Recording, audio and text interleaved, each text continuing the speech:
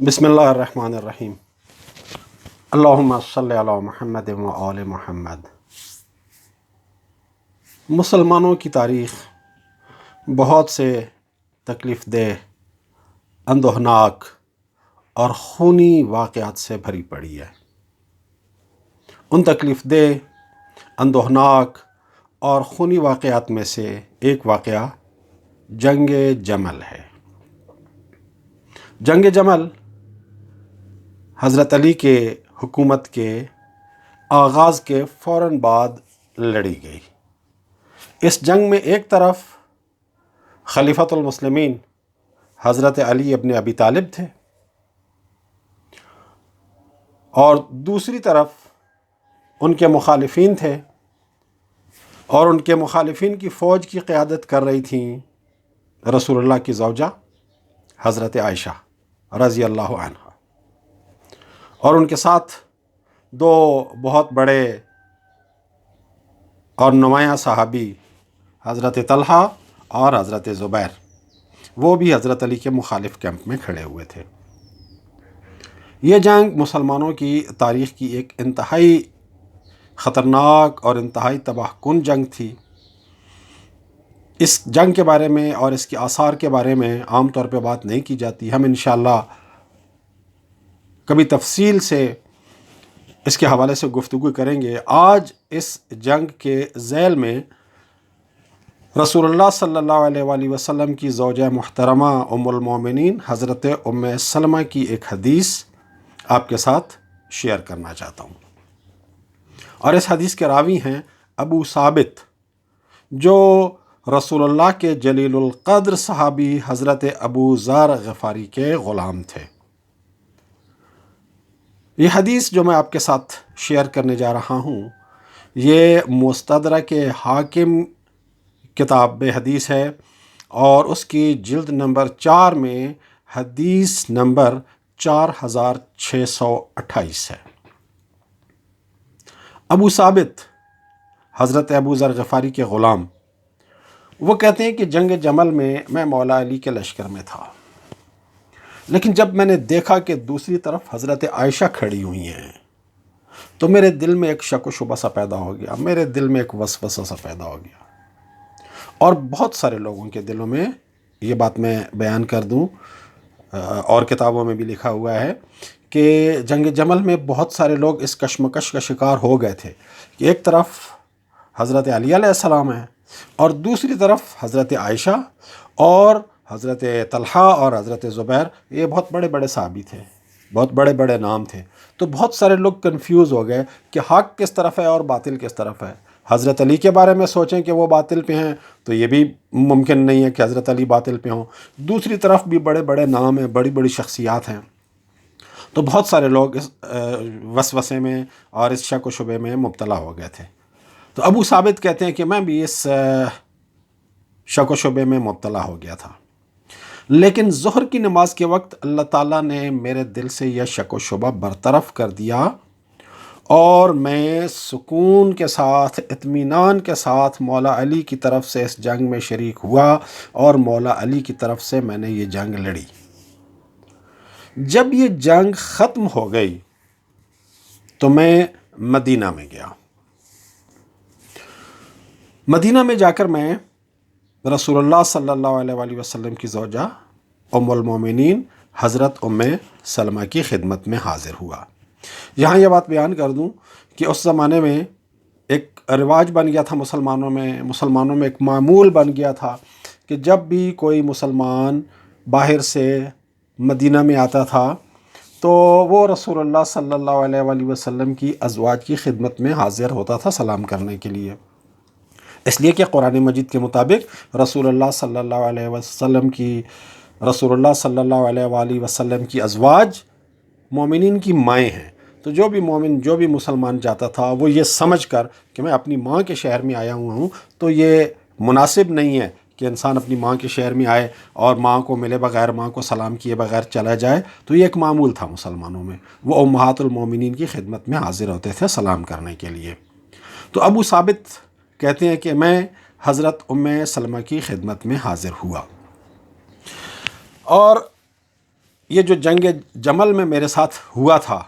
کہ پہلے میرے دل میں شک و شبہ پیدا ہوا، اس کے بعد اللہ تعالیٰ نے شک و شبہ برطرف کر دیا ظہر کی نماز کے وقت، اور پھر میں مولا علی کی طرف سے جنگ میں شریک ہوا اطمینان کے ساتھ، تو کہتے کہ میں نے یہ واقعہ حضرت ام سلمہ کو سنایا۔ تو جب حضرت ام سلمہ کو میں نے یہ واقعہ سنایا کہ میرے دل میں شک و شبہ پیدا ہوا، اور پھر میں یہ برطرف کر دیا اللہ تعالیٰ نے، اور میں سکون کے ساتھ مولا علی کی طرف سے جنگ میں شریک ہوا اور میں نے جنگ لڑی، تو ام المومنین حضرت ام سلمہ نے اس وقت کہا احسنت۔ احسنت کا لفظ عربی زبان میں بالکل اسی معنی میں استعمال ہوتا ہے جس معنی میں ہم اپنی زبان میں کہتے ہیں شاباش، یا انگریزی میں کہتے ہیں ویری گڈ، ویل ڈن۔ یہ انگریزی کا ویل ڈن احسنت کا بہترین ترجمہ ہے، یعنی تم نے بہت اچھا کام کیا، تم نے بہت اچھا عمل کیا۔ احسنت، ویل ڈن، شاباش، تم نے بہت اچھا کام کیا۔ سمعت رسول اللہ صلی اللہ علیہ وآلہ وسلم یقول،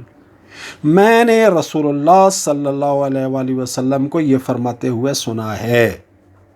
ام المومنین حضرت ام سلمہ ابو ثابت سے کہہ رہی ہیں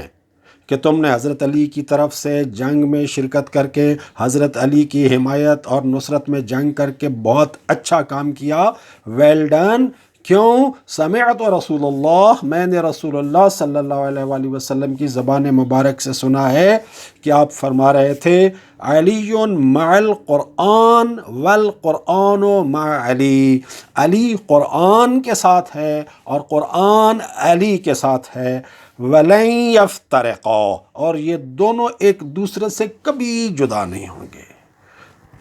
حَتَّى يَرِدَ عَلَيَّ الْحَوْض، یہاں تک کہ حوض پر اکٹھے ایک ساتھ میرے پاس آ جائیں گے۔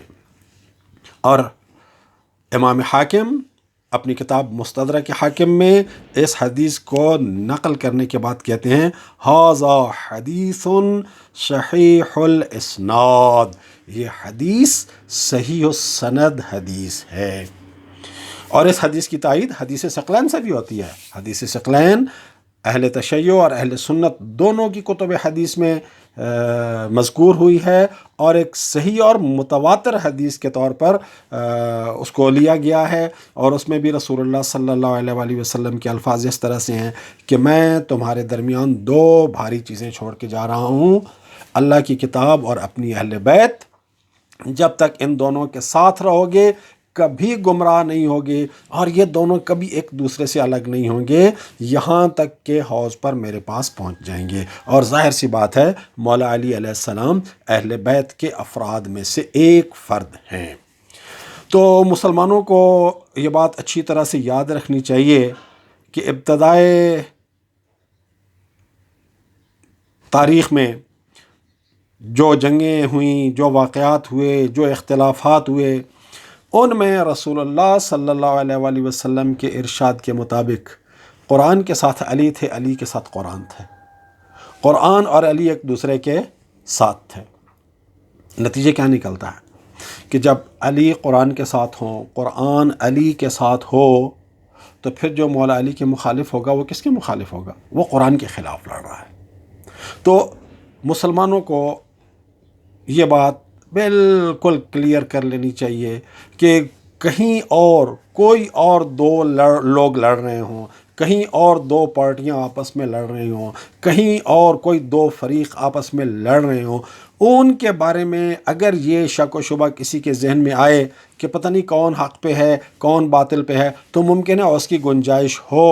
لیکن جہاں ایک طرف مولا علی ہوں تو دوسری طرف جو بھی ہوگا، تو ایک مسلمان جو رسول اللہ صلی اللہ علیہ وآلہ وسلم کو صادق رسول مانتا ہے، رسول اللہ صلی اللہ علیہ وآلہ وسلم کی زبان کے صادق ہونے پر ایمان رکھتا ہے، اس کے ذہن میں یہ بالکل کنفیوژن نہیں ہونی چاہیے کہ اس جنگ میں جہاں ایک طرف مولا علی ہیں اور دوسری طرف کوئی اور ہے، تو مولا علی ہی حق پر ہیں، اور مولا علی کے خلاف جو بھی ہے وہ حق کے خلاف لڑ رہا ہے۔ مولا علی قرآن کے ساتھ ہیں، قرآن مولا علی کے ساتھ ہے، اور مولا علی کے خلاف جو بھی لڑ رہا ہے وہ قرآن کے خلاف لڑ رہا ہے۔ اگر مسلمان رسول اللہ صلی اللہ علیہ وآلہ وسلم کے دیے ہوئے اس معیار حق کو دل سے قبول کر لیں تو مسلمانوں کی تاریخ میں رونما ہونے والے بہت سے واقعات کے بارے میں کنفیوژن سے نکل آئیں گے، اور انہیں صحیح فیصلہ کرنے میں کوئی مشکل اور کوئی دقت پیش نہیں آئے گی۔ اللہ تعالیٰ سب مسلمانوں کو رسول اللہ صلی اللہ علیہ وآلہ وسلم کے ارشادات کی روشنی میں حق اور باطل کو پہچاننے کی توفیق عطا فرمائے۔ والسلام علیکم ورحمۃ اللہ وبرکاتہ۔